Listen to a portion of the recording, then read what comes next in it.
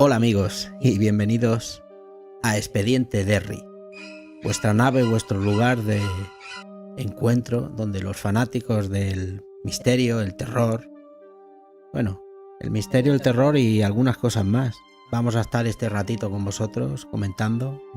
Mi nombre es Lu y os invito a que junto con mi compañera Laura, y bien que se sepa su nombre, vamos a ver si comentamos, si empezamos. Este es nuestro primer programa, un piloto, a ver qué tal se nos da, a ver si la cámara nos quiere, y con la cámara queremos decir vosotros que estáis ahí detrás. Y sin nada más, empezamos nuestro primer programa y con una pregunta que es de obligación.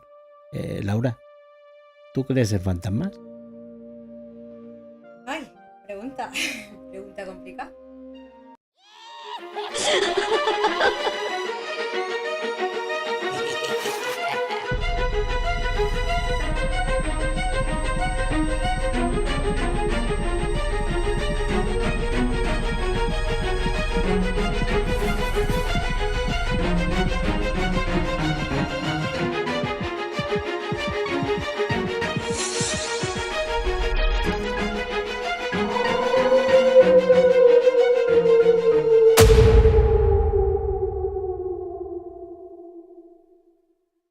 Complicado es la respuesta, la pregunta es muy sencilla. ¿Tú crees en fantasmas? Yo le tengo mucho respeto a todo lo que tiene que ver con esos temas, ¿vale? Con ello quiero decir que sí, puede ser que sí, que no sé, puedo decir que sí que crea. Me da mucho respeto, yo no voy a decir que no creo.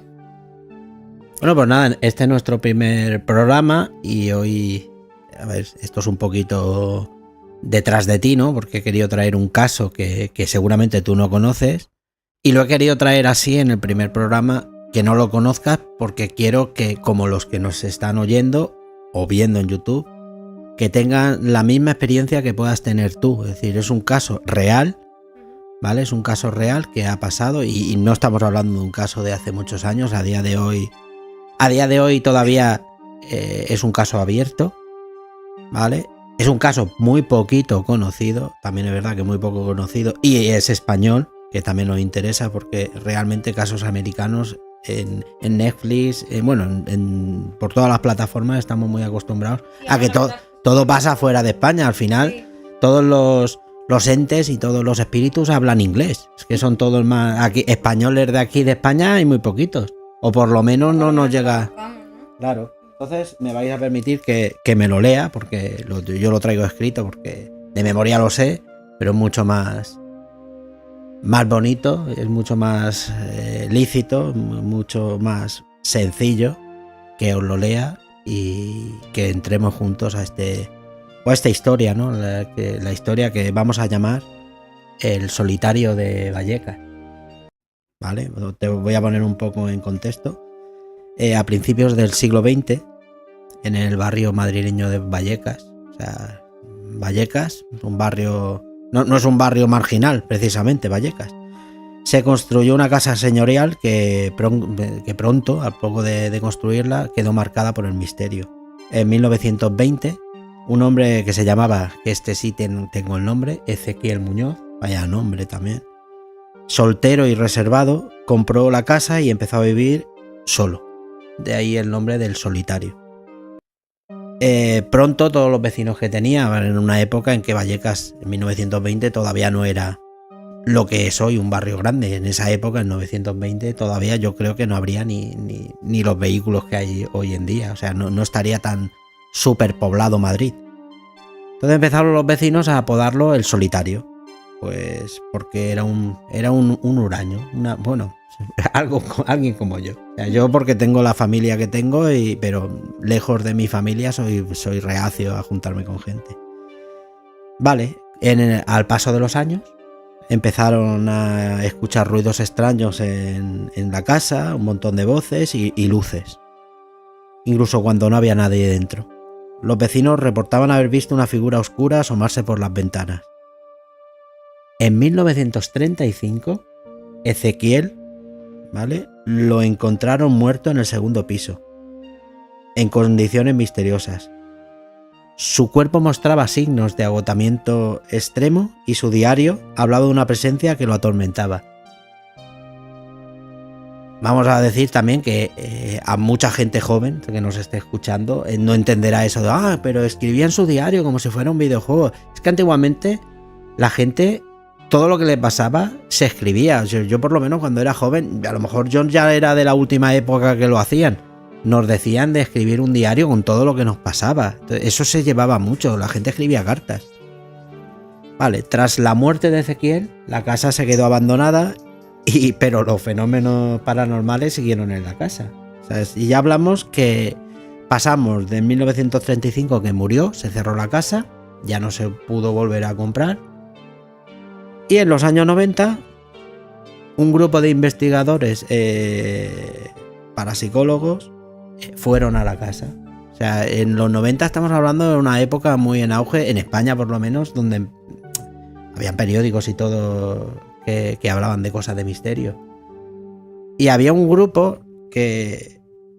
no voy a decir el nombre, lo tengo, pero no lo voy a decir, un grupo de parapsicólogos, porque como no contacto con ellos y lo más seguro que a día de hoy estas personas ya no estén ni vivas, pues fueron a la casa y es de los primeros casos españoles donde hay psicofonías reales, ¿vale? Bajas temperaturas y sombras humanas, o sea, sombras humanoides que aparecían, reforzando la leyenda de que algo oscuro habitaba en su interior.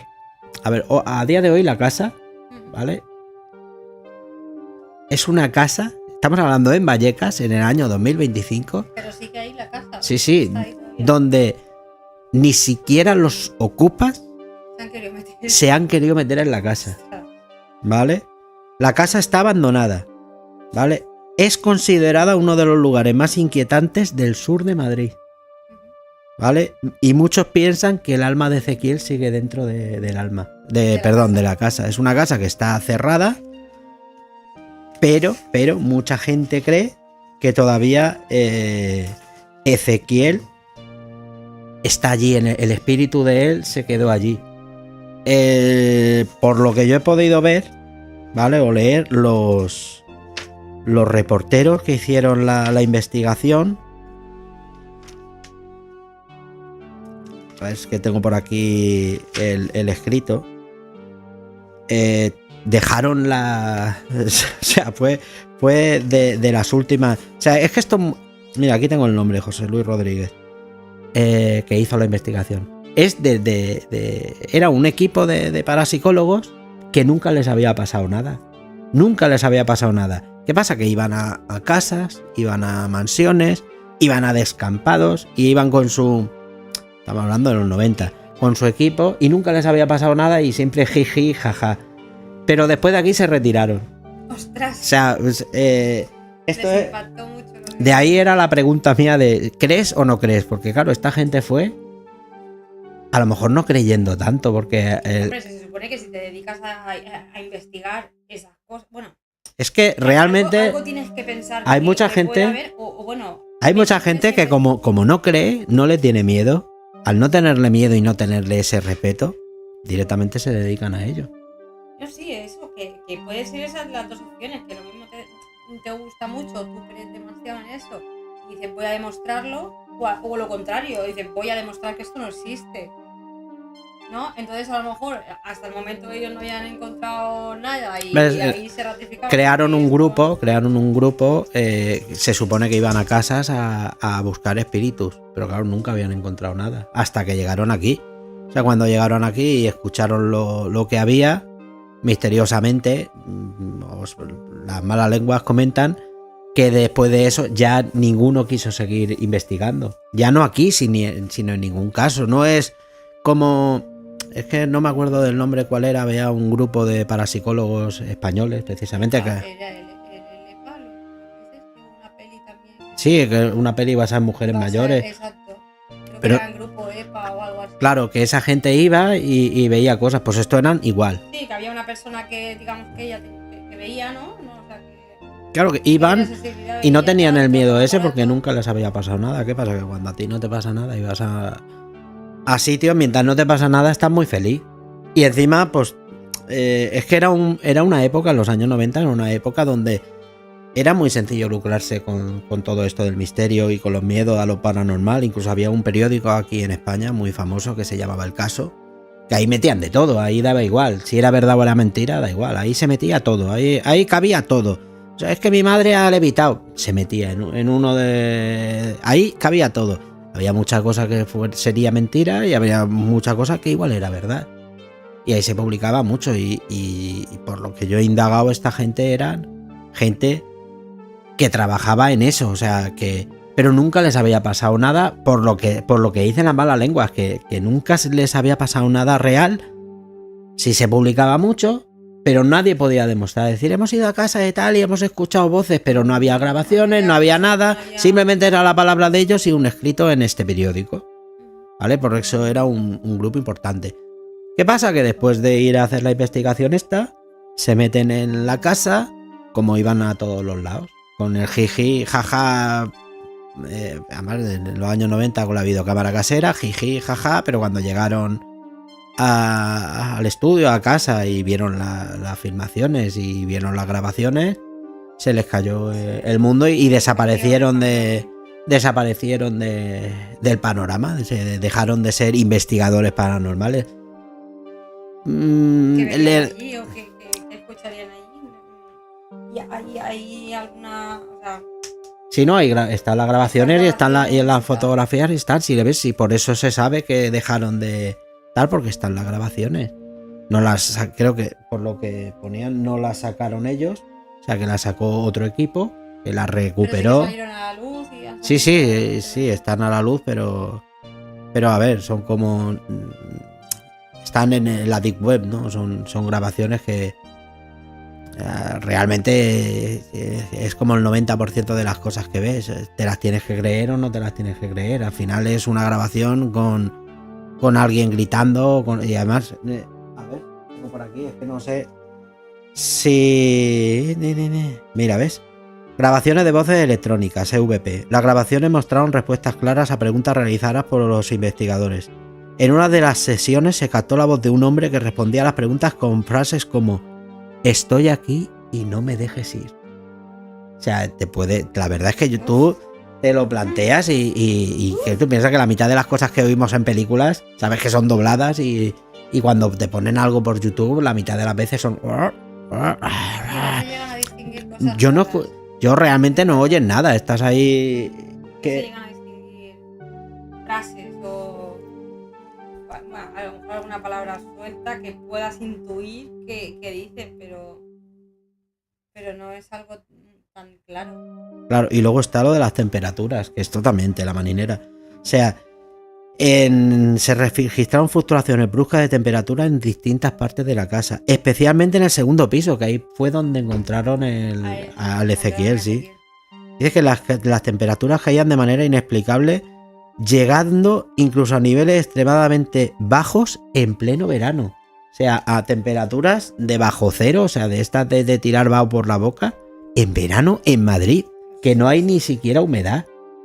O sea, la verdad es que es una historia bastante creepy, puede ser la palabra creepy o que te deja...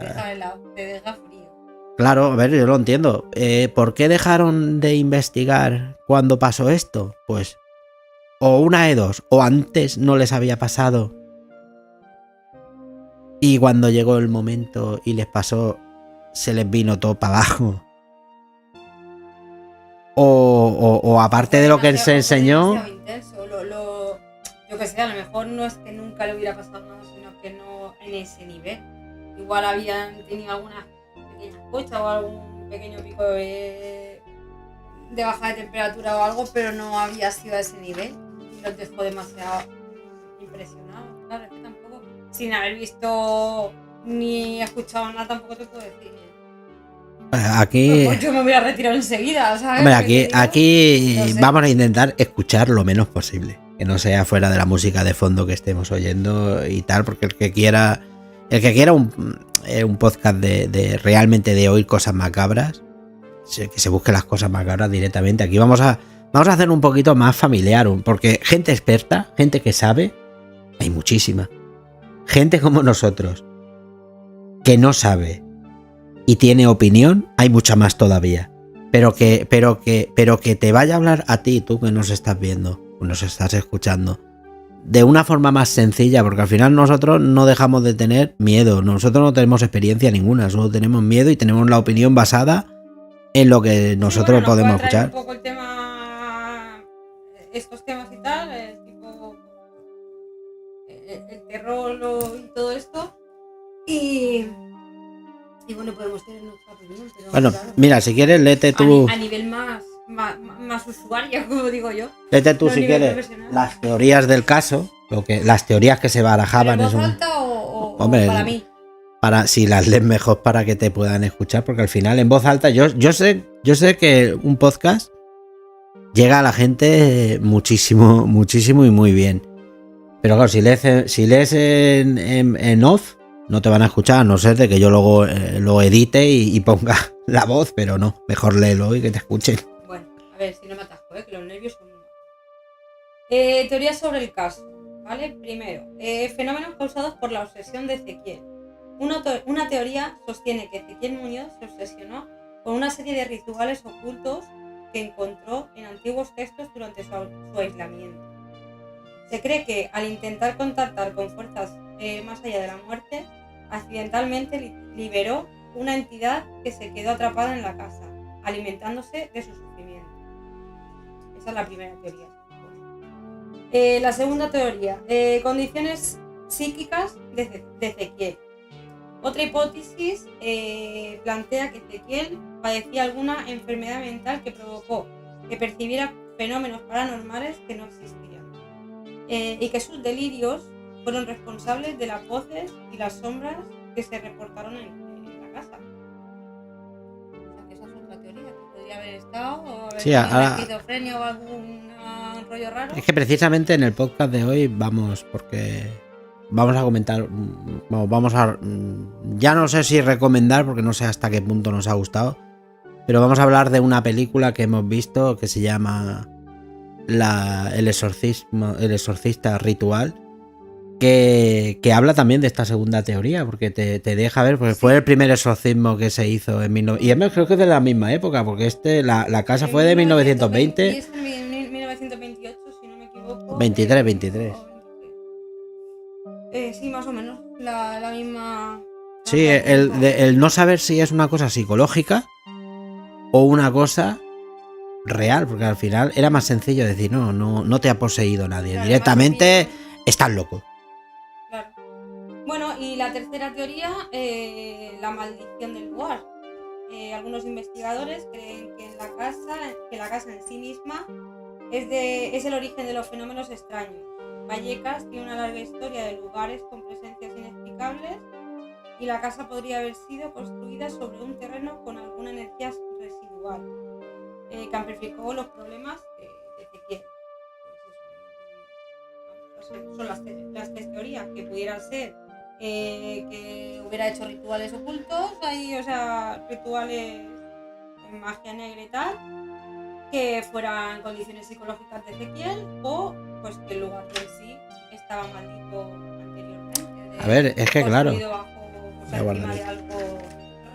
Que realmente podría ser que el hombre estuviera loco en su momento y como buen loco, que se le fuera la pinza y empezara a jugar con cosas que no debía de jugar, y al final lo que en principio no era nada, al final se convierte en todo. O sea, a lo mejor llamó a lo que no tenía que haber llamado. La soledad te hace también hacer muchas tonterías. Ahí está, que es eso, que ahí está el no saber. Pero en la historia se dice que antes de que él muriera, en la casa ya pasaban cosas raras. ¿No? Entonces, pues igual es más la tercera opción, que ya la casa tuviera unas energías ahí que, ¿sabes? Raras, que cuando ya están pasando cosas antes de que él venga a la casa. Acércate. Que no, a ver, es que no tiene por qué ser una sola opción, puede ser las tres. O sea, directamente puede ser que la casa ya tuviera una energía que él la implementara y al final una cosa y la otra se No, sí, claro, eso está claro. Que él sí, a lo mejor él tenía pues, algún rollo mental y tal. Y aparte tú entras a una casa que está viendo cosas raras, pues yo creo que tu paranoia se puede llegar a amplificar bastante.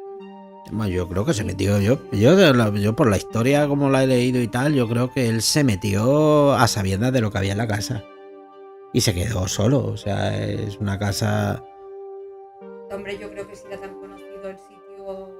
No, era conocido después, cuando él murió. A ver, la historia empieza cuando él estaba en la casa, vamos a retornar, cuando él compró la casa, ¿vale? Era una casa que cuando él no estaba, se encendían luces. Yo no sé si en 1920 ya había electricidad y la gente tenía luces en su casa. ¿Sabes? Que eso también puede ser que... Es que no lo sé. No lo sé, no he investigado hasta ese punto. No sé decirte cuándo ¿Sabes? No sabes si eran luces, pero y si eran velas es más complicado, más chungo. O sea, y se oían ruidos cuando él no estaba. Si no estaba, era raro. Pero bueno, que la mayoría de las mansiones embrujadas, está embrujada la mansión. Eso no quiere decir... Es el terreno en sí el que está... Eso no quiere decir que después de que esté embrujada la mansión no pueda ser que haya... O sea, no me creo yo que en una sola casa pueda haber solamente un ente. Puede haber A mí una... lo que me choca es lo que has dicho de la psicofonía. Sí. Que decía, no me saquéis de aquí. No. ¿Algo así? Ya, pero lo voy a coger para leerlo otra vez porque lo tengo por aquí, no sé. ¿No me saquéis de aquí? No. Respondía a las preguntas con frases como estoy aquí y no me dejes ir. No me dejes ir. No me dejes ir. No sé. No me dejes ir.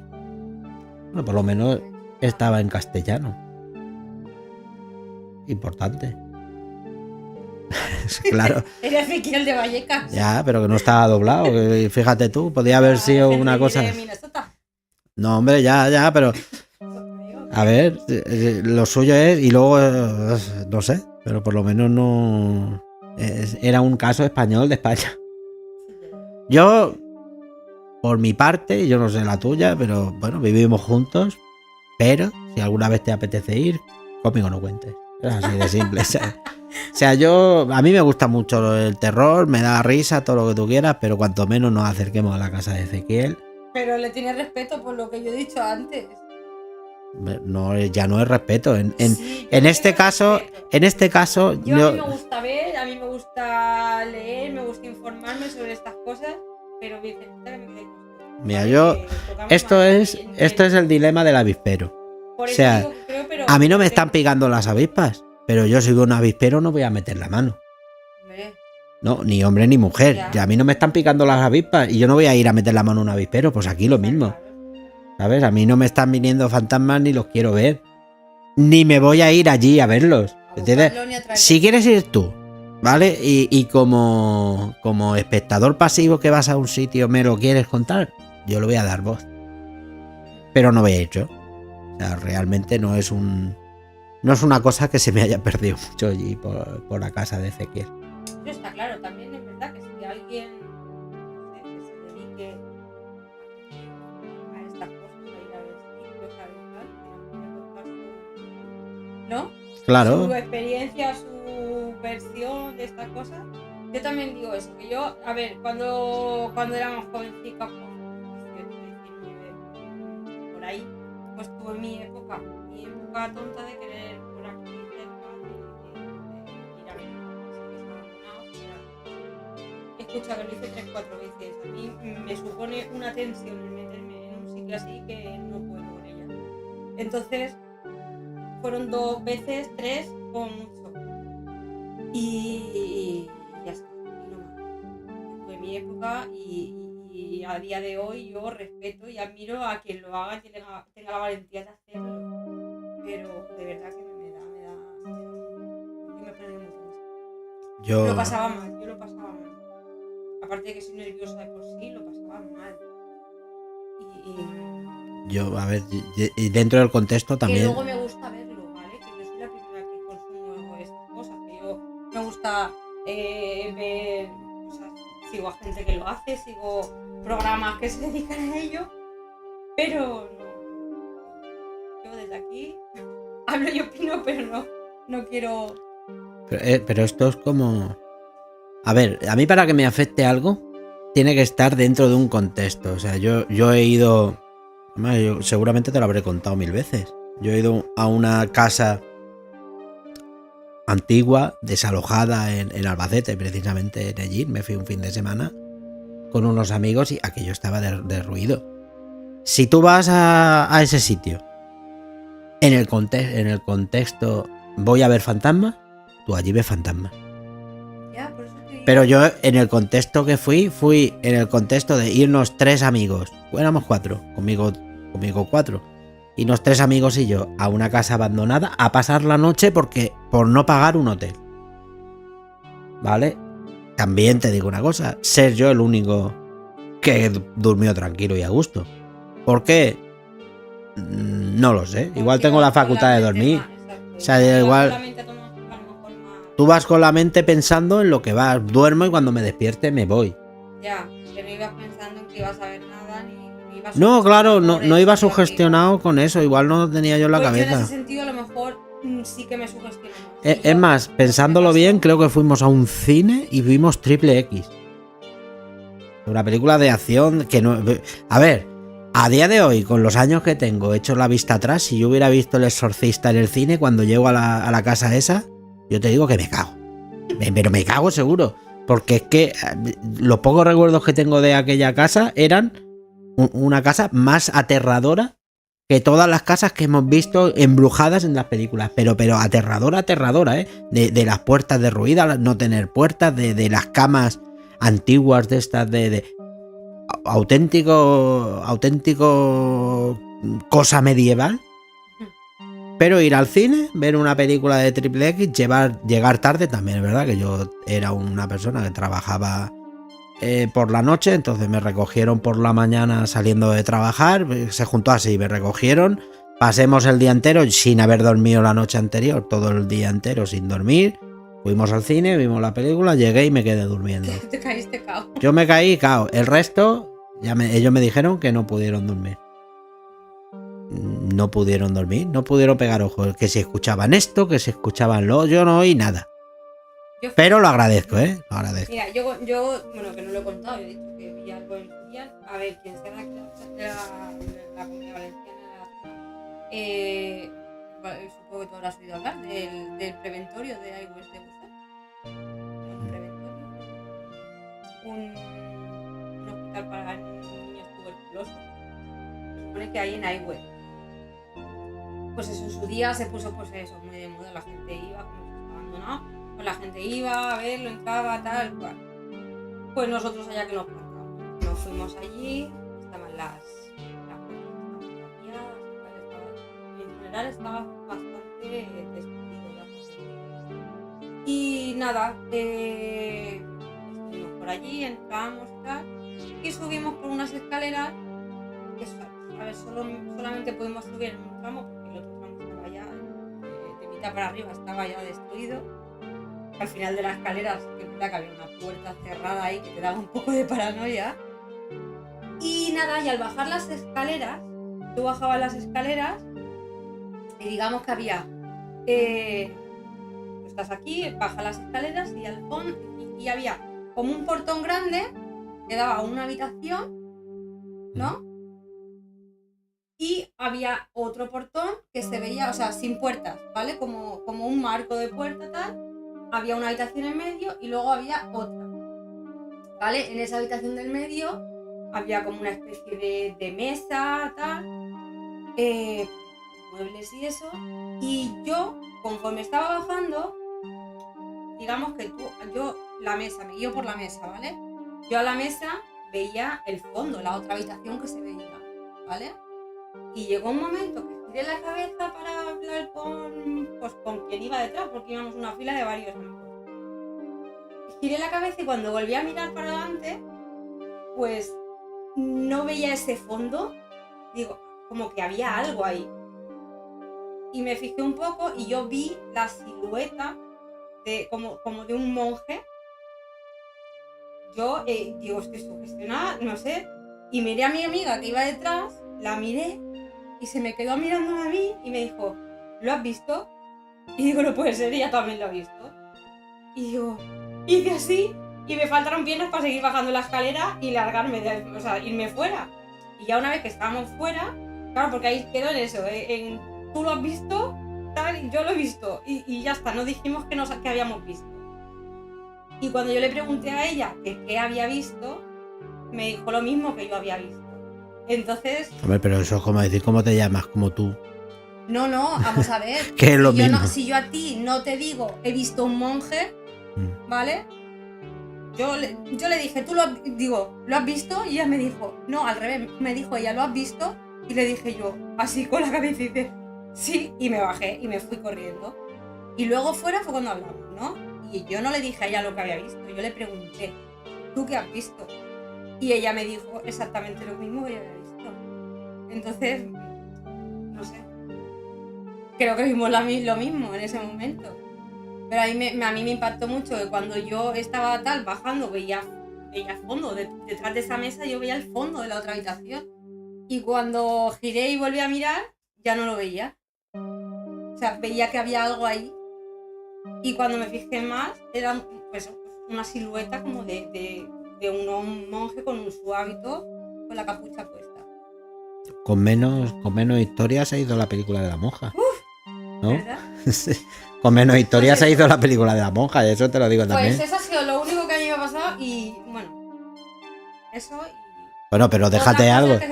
Déjate algo para otro, que eso es el piloto, y si en el piloto lo vas a contar todo, vale. Déjate algo para pues el primer capítulo. Me pasó eso y creo que luego volví a ir a un sitio más, que ahí sí que es verdad que no noté nada, no vi nada, y ya...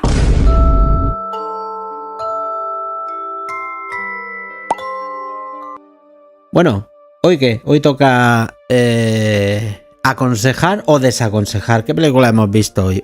Hoy vamos a hablar de una película que justo hemos visto y vamos a hablar de ella ahora, porque si hablamos de ella dentro de X, se nos va a olvidar. ¿No? Yo tengo muy mala memoria. Pues estamos aquí debatiendo, todavía no sabemos, o sea, el nombre de la película lo tenemos que mirar en el móvil cada 2x3. Lo he puesto en la pantalla adelante, os dejaré, a ver, entre media de nosotros, igual pongo un cuadrito aquí. Pip, pip, pip. Y os dejaré el tráiler sin sonido, con el sonido nuestro. Para que veáis de qué película estamos hablando.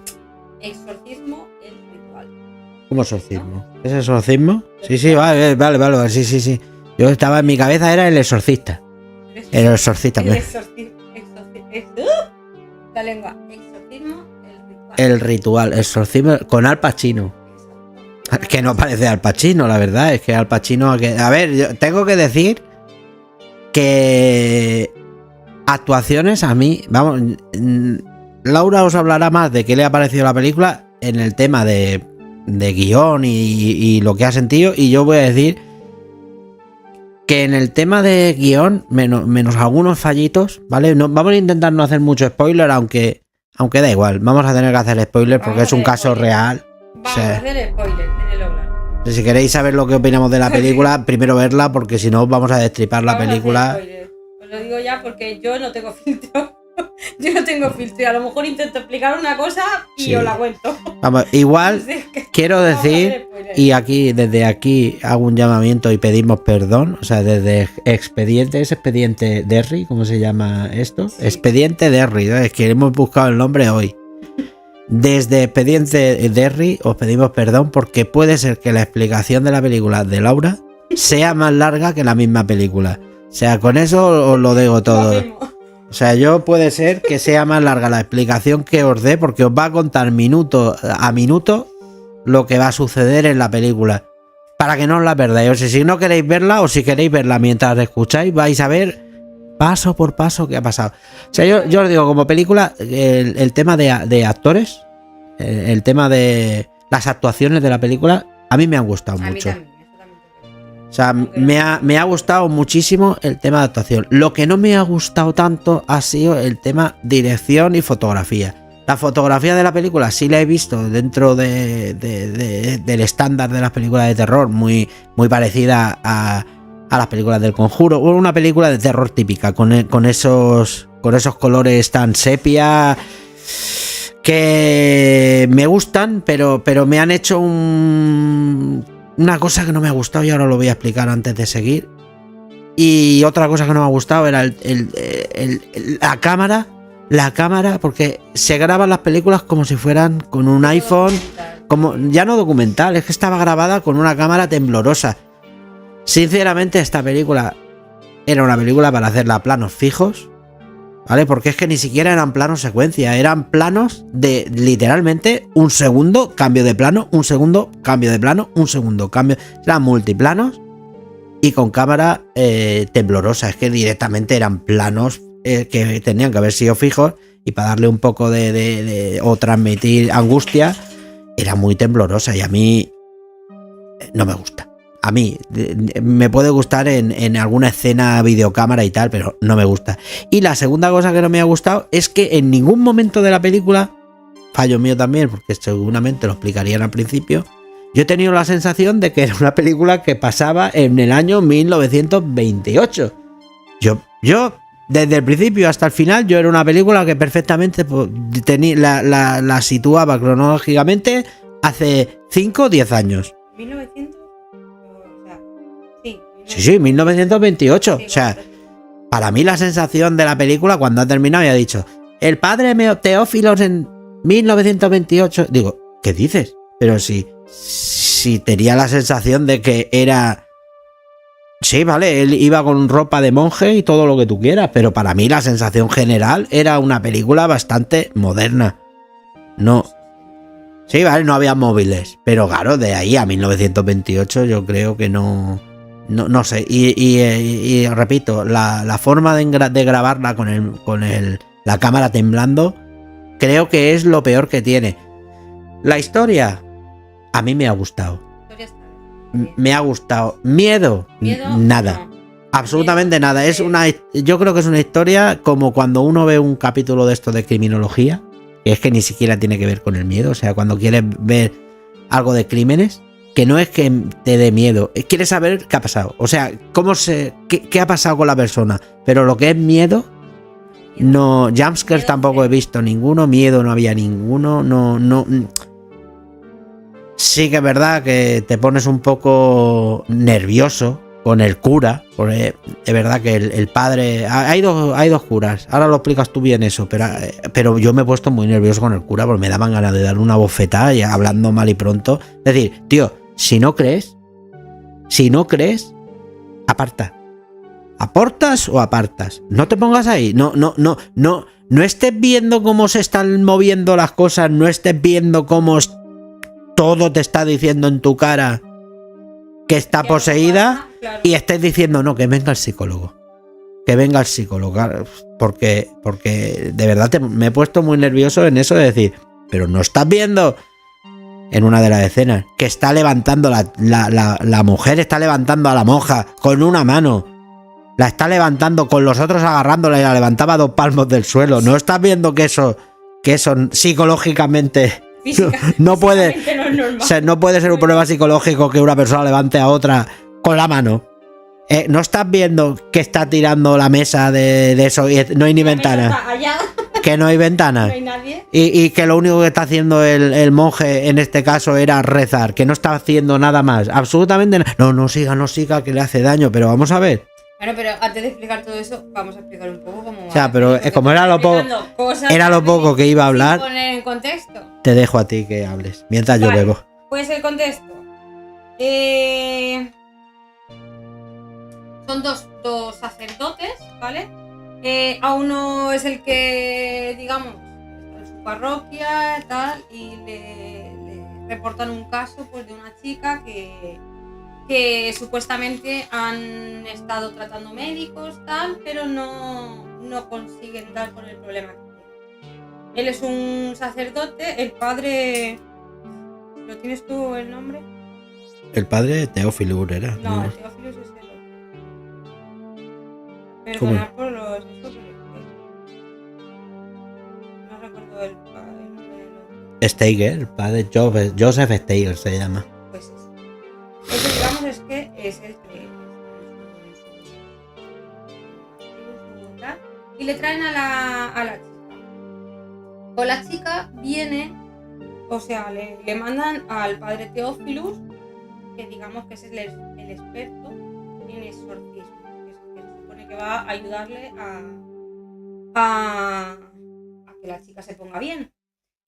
El primer sacerdote es escéptico totalmente de esos temas, y él piensa que lo que necesita la chica es un médico, un psiquiatra o Un doctor. Un doctor que la trate. Ella se ha ido que está turuleta. Exacto. Y el padre Teófilus, pues resulta que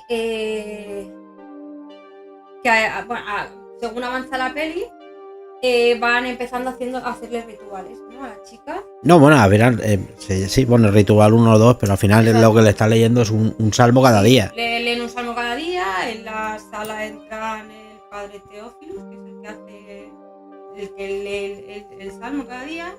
Hay 2 monjas y el otro padre, que se supone que se encarga de tomar nota, ¿no? Hacer las anotaciones de lo que va sucediendo en cada día que le hacen eso. Vamos a partir. Están el cura y el monje. El monje es el que hace el ritual, ¿vale? Y el cura es el director de lo que es el convento donde están. Es el que lleva el convento. Entonces, él está como para transcribir todo lo que pase ahí y para que no se pasen de la raya, porque al final no dejan de ser exorcismos, son cosas muy antiguas que se hacían atando a la gente a la cama, y entonces para que no se pasara de la raya, pues lo que hace es estar ahí de observador. Claro, que él y que todo se hiciera bien. Él al principio, al ser escéptico a estas cosas, y claro, él quiere velar, digamos, por la seguridad de la chica, ¿vale?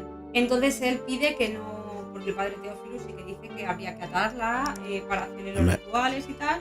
En el primer ritual le dice tal, hay que atarla porque se hace así, pero no te explican el porqué. Eso, luego te lo enseñan. Luego te enseñan el porqué. En el segundo ritual, ¿no? ¿O es en el primero? No, en el primer ritual, la chica le leen el salmo, ¿vale? Y cuando terminan de leerle el pase de la Biblia, como que se desmaya. Y entonces la acuestan y ahí se termina. Entonces en el segundo, claro, la chica sigue sin ataduras ni nada, porque el padre de allí no quiere que la aten, quiere que la chica esté tranquila, que esté bien, y por su seguridad no quiere que la aten. Pero claro, ¿qué pasa en el segundo rito?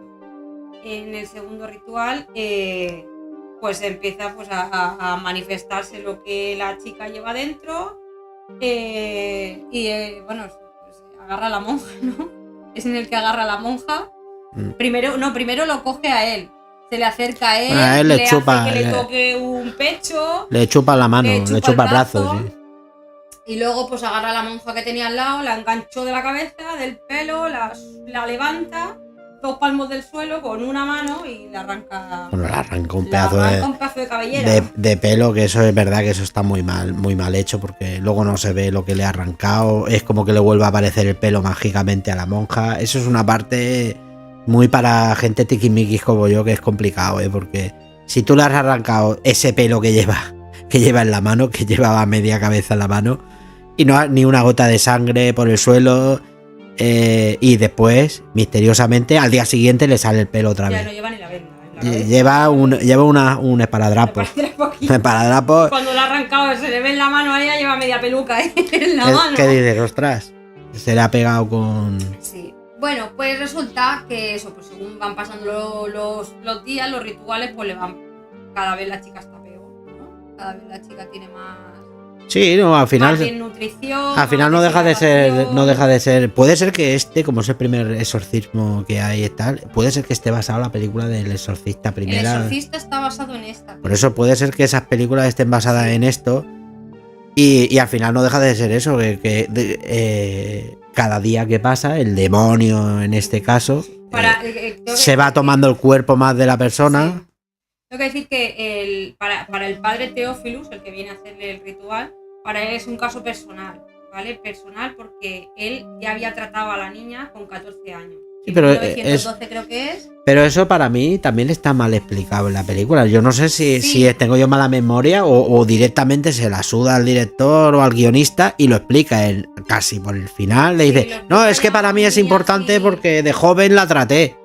Exacto. Luego, bueno, pues leyendo tal, estaba viendo que eso, en 1912, si no me equivoco, con 14 años tenía ella, empezaron a manifestarse, digamos que por los síntomas que tenía, empezaron a manifestarse cosas.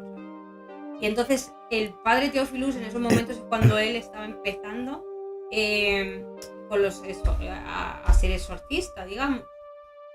Y en ese momento creo que el por qué fue, ¿por qué la dejó? ¿Porque tenía miedo? Sí, es verdad. ¿Porque tenía miedo? Realmente ¿Tuvo miedo?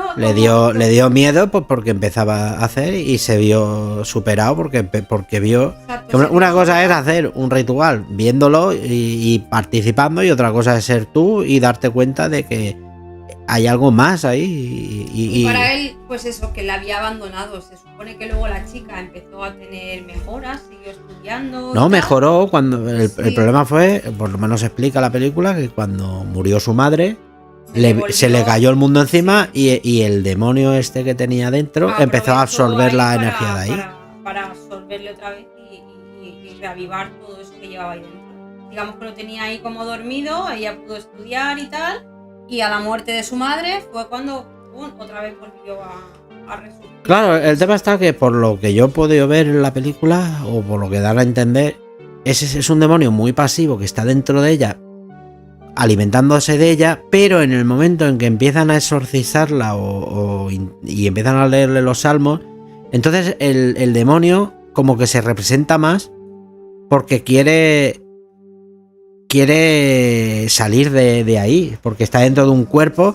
O sea que literalmente cuando entra a la iglesia y cuando entran están medio bien, no come y tal, y empeora. De ahí que el cura la vea y quiera salvarla porque se cree que lo que le está haciendo el monje es en su perjuicio, porque cuando cada noche que pasa al día siguiente está peor, que si con heridas, que si echa polvo, que si le salen, que si sangra, tal.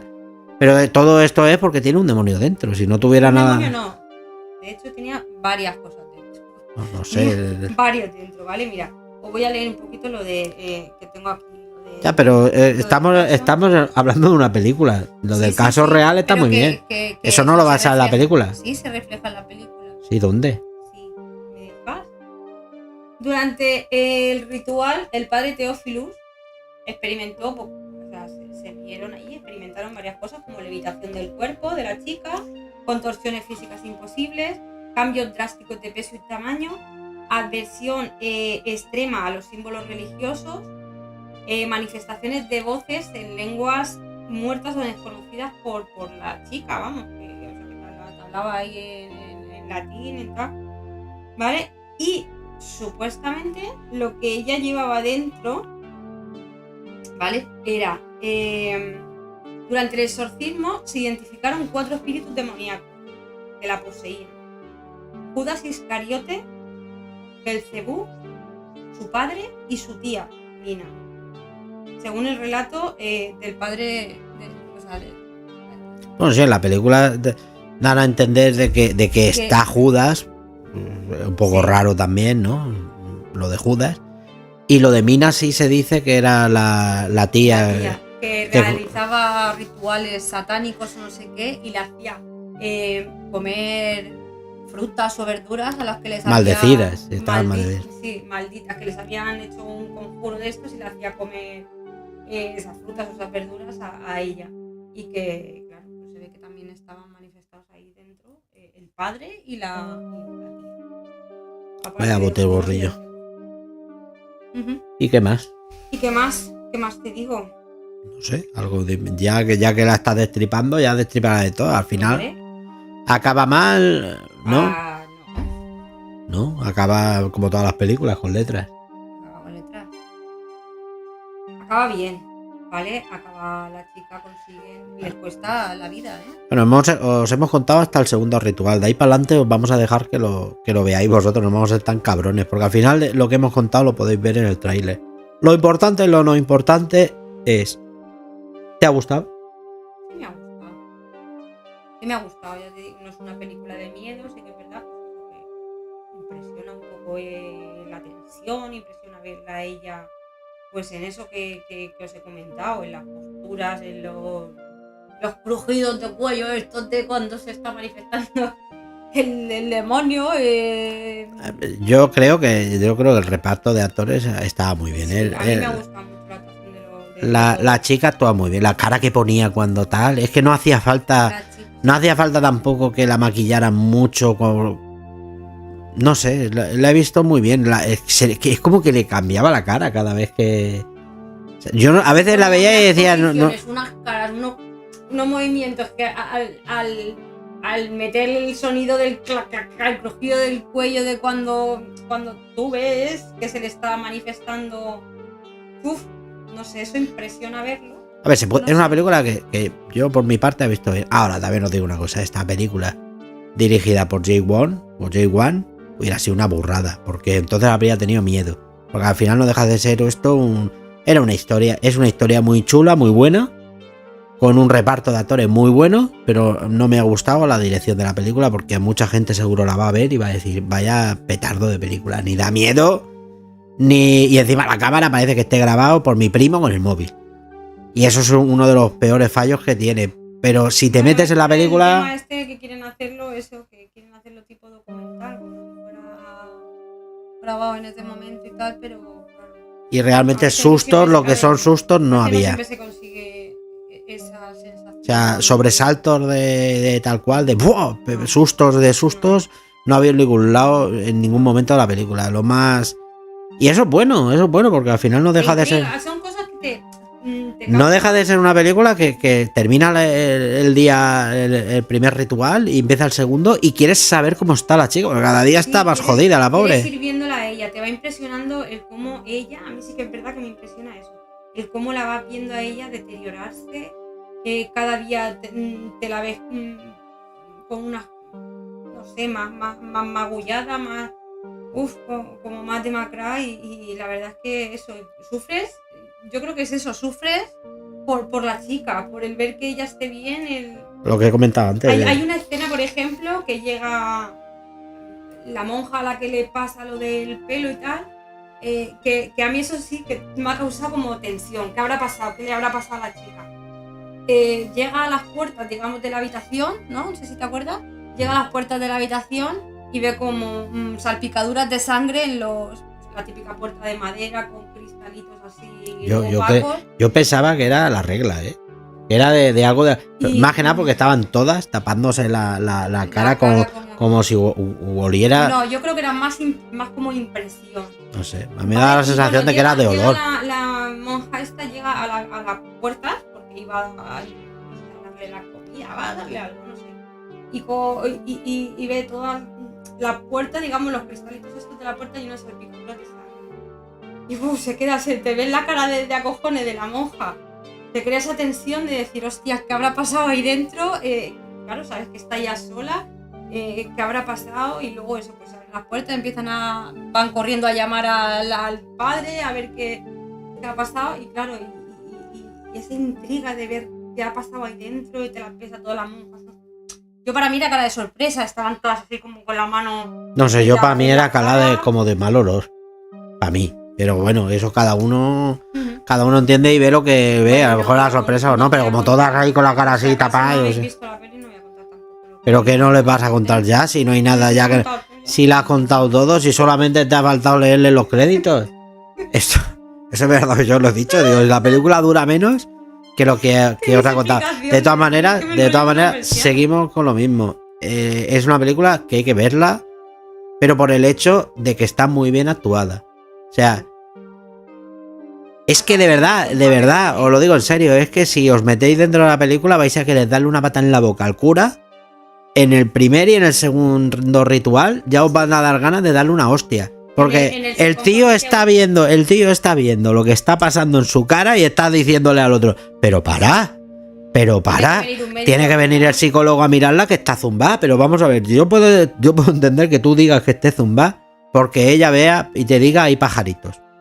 Pero es que no te está diciendo ahí pajarito, es que estás viendo que la mesa, con las cosas encima de la mesa, se ha volcado sola al suelo. Claro, ellos están en una punta de la habitación y en la otra punta de la habitación Claro. sale despedida a la mesa con cosas ahí. Claro, es que no estamos hablando de tonterías. Que no la ha tocado nadie, que no la ha movido Hombre. nadie. Estás viendo la fuerza que ha sacado esa chica, que era una chica delgadita. Coño, estás viendo que le pone la cruz y le quema la piel. Exacto. Algo Porque que eres cura, tío, que eres cura, que no eres yo, que eres un cura, que tu fe tiene que estar por encima, que lo que no puede ser, pues, es lo que me estaba ofendiendo, decir, hostia, si esto es verdad, que cabrón, o sea, eres cura, o sea, no puede ser que creas en Dios y tu creencia en Dios sea tan poca que niegues al demonio. Es decir, si tú crees en una parte, tienes que creer en la otra, porque aquí no cabe más. Aquí no cabe más. Esto no es que yo solo creo lo que me interesa. No, amigo, no. Aquí todo el mundo que cree en Dios, si de verdad crees en Dios, tienes que saber que toda la que tiene luz tiene que tener la parte de sombra. Y esto es así, os guste o no os guste. Si no crees en Dios, no vas a creer nunca en espíritu de fantasma. Porque hay mucha gente que dice por ahí, yo es que en verdad soy ateo y no creo en Dios, no tengo, porque no me da. Y luego se van al cine, se ponen la película de quien sea y se caga vivo. Es decir, no te puede dar miedo. ¿Qué miedo te da? Si eso no existe. Si eso son los padres, como decía, eso no existe. Entonces, es ahí, o por lo menos esa es mi opinión. ¿Vale? Es mi opinión. Es tan válida como la vuestra. Pero en este caso la mía. Yo pienso que no se puede solo creer en una parte de la historia. Si tenemos los miedos que tenemos, ¿entiendes? Si le tenemos miedo a que nos pille un coche, es porque hay coches. Si no hubiera coches, ¿qué miedo podrías tener a que te atropellen? Ninguno, ¿no? Pues aquí lo mismo. O sea, si tú crees en Dios, pues tienes que tener también claro que tiene que haber algo malo ahí que pueda, a lo mejor, y al contrario, si no crees en que hay algo superior a nosotros bueno, tampoco creas que hay algo superior a nosotros malo. Si eres el libre albedrío, mucha gente también pasa con las religiones, nadie se acuerda del Señor hasta que le pasa algo malo, ¿sabes? Que luego es verdad, los tanatorios, la gente que está llorando casi toda es católica. Nadie cree en Dios hasta que se mueve el avión. Ahí está. Opiniones para todos, está claro. Sí, vamos a ir terminando, ¿no? Sí. Bueno, yo os dejo mi opinión. Firme, clara, es una película que podéis ver. A ver, sinceramente no hubiera ido al cine a verla, y si lo hubiera visto me hubiera gastado dinero. No es una película de las que haga falta, realmente no es una película que haga falta ir al cine, pero por una simple razón, por el tema de sonido, jumpscares. La mayoría de películas de miedo, seamos claros, dan miedo porque por los sustos, y luego estás tú en tu casa, tú no vas a estar en tu casa con el sonido a tope. Es una cosa que tengo yo con las películas, tío.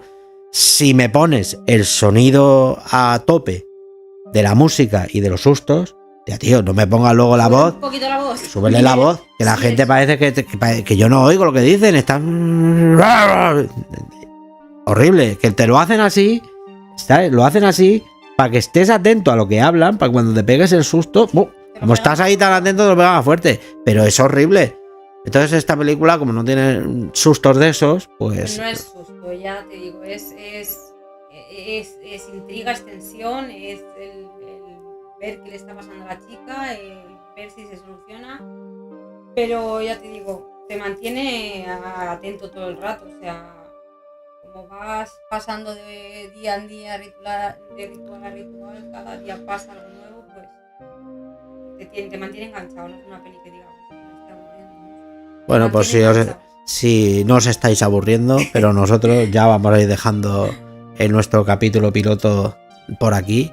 Muchas gracias a los que habéis llegado hasta este tostón, ¿vale? Y nada, os invitamos la próxima semana y a la siguiente, si puede ser, y a la siguiente, con un nuevo podcast de Expediente Derry. Esperemos que somos los primeros que nos tenemos que acordar del nombre, porque realmente es un nombre que está como proyecto esto, Que no es un nombre que lo hemos pensado. Pues el proyecto estaba claro, lo que no estaba claro era el nombre. Según nos hemos sentado aquí, hemos dicho... Expediente Derry. Nombre? ¿Cómo lo llamamos? Claro, Pues expediente... sugerencias también. Nada, pero si os gusta también dejarnos comentarios donde podáis. Si lo estáis escuchando, si lo estáis viendo. Pero nada, muchas gracias por vernos, por escucharnos. ¿Qué os ha parecido? Y nos escuchamos. Si tenéis sugerencias de que hablemos de algún tema, alguna peli en concreto, ¿no, Luis? Hombre, claro. Cualquier tema, cualquier cosa que queráis, hablemos, pues aquí sugerencias. Aquí en Expediente Derry. Derry. En algún momento explicaremos lo que significa Expediente Derry. Seguro que los más espabilados ya lo saben. Habrá mucha gente que ya sepa de qué va. Sí, pues seguramente habrá mucha gente que lo sepa y puede ser que la semana que viene a mí se me olvide. No lo descartemos. Muchas gracias por ver. Nos vemos la semana que viene.